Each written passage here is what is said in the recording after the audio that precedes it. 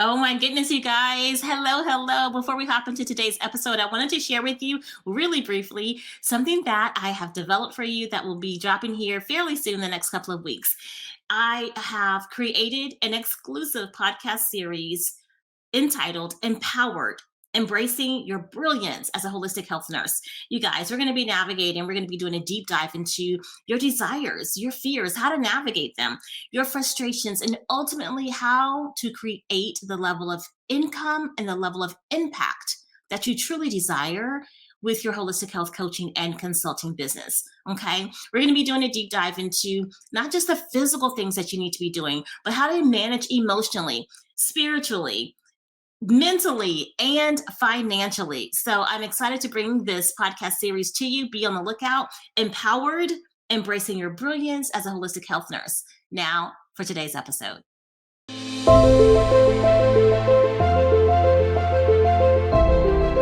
Hello, hello. Welcome to Business Insights and Clinical Nuggets. I am Charyse Williams. Hey there, Dr. Orlandis. Good morning, Charyse. How are you doing? Oh, good afternoon for you. How are you doing? I'm doing great. How are you? I'm doing amazing. Much better now that I'm speaking with you all. Excellent. Excellent. Well, let's hop into it today with our Business Insights Clinical Nuggets. You guys, so excited to share this with you. So one thing I will say, I've had a lot of conversations recently about like, what should I be doing on a daily basis? How do I move my business forward on a daily basis? And so one thing that I will share with you is that pretty much any business, I don't care where you are in business, even if you're starting at ground zero, you can experience radical growth month after month, literally month after month, even year after year, if you implement these I'm going to give you 4 simple things. Here's the key: day in, day out. That's the big piece, all right? Most people won't do it. Most people will do it for a day or 2, and then they'll just kind of fall off and they'll wonder why they're not experiencing the growth that they want in their business. So I'm going to share them with you, and I dare you to prove me wrong. 30 days doing these things, doing these 4 things day in, day out. Okay. I call them, if depending on your business experience, either daily DMO, so like daily mode of operation, or income producing activities. Bottom line is this is a daily. Did y'all hear me say daily? Yeah, I said daily. This is a daily thing. How many days of the week are there? Yeah, there's actually 7. And I'm saying that jokingly because people always ask, was that 5 days a week, or is that? There are 7 days in the week. Do it for just test it. I don't even want you to believe me. I don't want you to believe that one word I'm saying. I want you to test it out for yourself, day in, day out, for the next 30 consecutive days. Ready? All right, here we go. And doesn't matter what time of day you do this. So, because I know that's a question that people are going to ask. Do I do this first thing in the morning? If you can do it first thing in the morning, get it out of the way. That way it doesn't get missed. Or you know how things go. If we don't, number one, schedule it in. Schedule it in. Okay. So first and foremost, put a time on your schedule that is a non-negotiable time. Okay. Because we know what gets scheduled gets done. Mm-hmm. It's not okay to just say, okay, I'm going to do it today. Well, when today? Because you know good and well, it'll be 7 a.m., then it'll be noon, then it'll be 3, then it'll be 6, and then 9, and then it's like, oh, I'm tired, and then there goes a day. Okay, so this is really going to help you like build a muscle, build a muscle of consistency with your business. Doesn't matter if you do it in the morning, afternoon, evening. Just do it. People always say, when's the best time to do it? The best time to do it is when you're going to do it. So figure out when the best time you're going to do it. It doesn't have to be the same time every single day, but put it on your schedule to be done every single day, and then just execute. Okay. First and foremost, you're going to post something. You're going to post something online. I'm going to kind of clarify that. Not just anything, not just something. You're going to post something as it relates to your ideal client, what they're experiencing, maybe even some myths. Maybe you want to address myths about how you work with your particular client. I know everyone on here has different, we're all in the holistic health space or functional medicine space, but each of us have a slightly different approach. So post something. What is your ideal client thinking as it relates to his or her health issue, and then how can you support them? So you can either take the educational approach, or you can take the, I always like the myth buster approach. Like, these are some of the things that you're thinking, or these are some of the things that you're doing, but yet you're not, experiencing the level of health that you would like. So do X, Y, and Z. Okay. So That's the first one. A new post every single day. Second thing, engage on your top prospects post. Now, if you're just starting off and you're like, I don't have any prospects. Yes, you do. You have people in your experience right now. You have people on your friends list right now who Mhm. are ideal clients. Okay, go and engage on their post. Why is this important? Because you want to stay top of mind. And what does engaging look like? Yes, a thumbs up or a heart or something, but write something meaningful. It doesn't have to be a paragraph. It's just something, 4 words. That's so great. I experienced that with my kid when they were younger. Okay, perfect. All right, so engage on their posts. And this is also important because the more you engage on other people's posts, the more Facebook shows your post to them and their post to you. That's important, okay? Because you want to stay top of mind. Third thing, show up in Facebook groups. We are all in Facebook groups. Mhm. And your ideal client is in various Facebook groups. Now, if you're not in the same Facebook groups that your ideal clients are in, get into those Facebook groups. We talk about this a lot in the, this is something I train really extensively inside the Prosperous Practitioner program, is to make sure that you want to put yourself around a pool, a sea of your ideal clients, okay? And then while you're there, establish yourself as a thought leader. I won't go on to that today too much. Again, this is something that we teach inside the Process Practitioner program. But establish yourself as a thought leader in there. Show up consistently. Well, I don't even have to say show up consistently because you're going to do this every day for at least 30 days, right? And then also, when you're in those Facebook groups, search specifically for people with that are asking for support with hot flashes, if that's something that you help women with.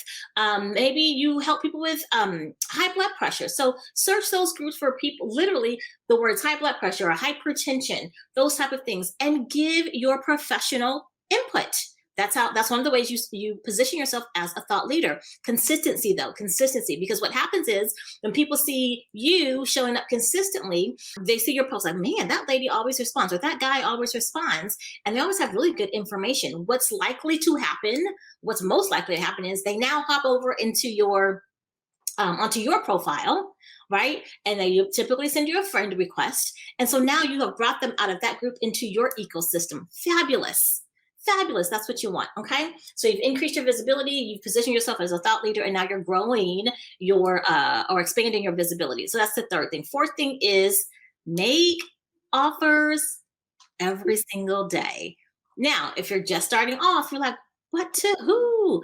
I promise you, you have people on your friends list. Make offers. So what is your offer? How do you support people, right? And then start making those offers. Now, you're not going to just coldly make these offers. So you've engaged on people's posts, right? You've even started some conversations with new people inside of Facebook groups. You've moved those conversations. Typically they go to your DMs. Yes, they're going to go to your profile and check you out, but typically they'll send you a DM asking you a question like, oh, I saw that you posted such and such. Do you think that would work for me? Or this is my situation, what do you recommend I do? That type of thing. So you're going to have a conversation in the DMs, but then guess what? Now you can either move them, always position the next step, right? So either invite them to a masterclass. If you're teaching a masterclass, invite them directly to a phone call, right? So, and then offer your services, 3 to 5, literally 3 to 5, make 3 to 5 offers. This is what I found. If you're in a place where you're already in business, but you're not making money consistently, or you're not making the amount of money that you're wanting to consistently, it's because you're not making enough offers consistently. So for starters, for these next 30 days, offer your services to 3 people.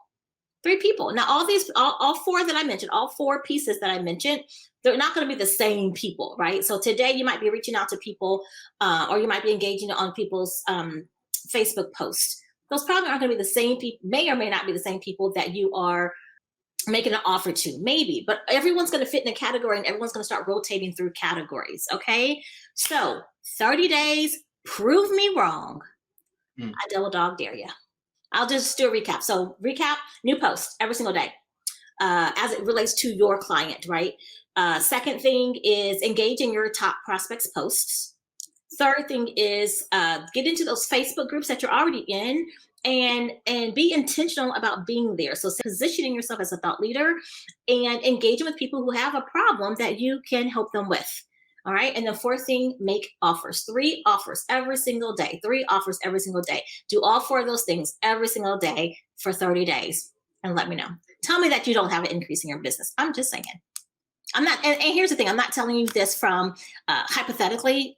This is part of my daily activity, daily. So I speak from experience. Okay, you're up, Dr. Orlandis. Nice. That was awesome. That was great tips. Something that I need to do myself. So that was great tips. So now, since my clinical nugget today is going to be on lymphocytes, I decided to pick lymphocytes because we are in cold and flu season, so it's virus season all the way around. I know that C9, that the COVID-19, which you can't really say on social media now, but that is rearing its ugly head again with some other things that's out there. So one way you can try to be prepared or see if you are susceptible is that you can look on your CBC with differential. Key, it has to be with differential. You can look at the lymphocyte number. The lymphocyte number could have a wide range, but the number we're looking for is 30%, 30% or less. If that number is above 30%, there's likely that you're dealing with some type of viral issue. It could be a viral, I won't say infection because there's some other things, got to be politically correct, but you're dealing with a viral trigger. Let's call it a viral trigger that could set, you may not be sick now, but you just know that it's setting you up if it's above 30. Now, it could also, because the lymphocytes are kind of unique in that they can have a part of the acute immune response, like the neutrophils, which they go and fight first, and some other things like the infantry, they're the first line warriors. It has, and they do that via the way of natural killer cells, because lymphocytes break, they're just the general class. They break down to natural killer cells, T suppressor cells, T helper cells, T regulatory cells.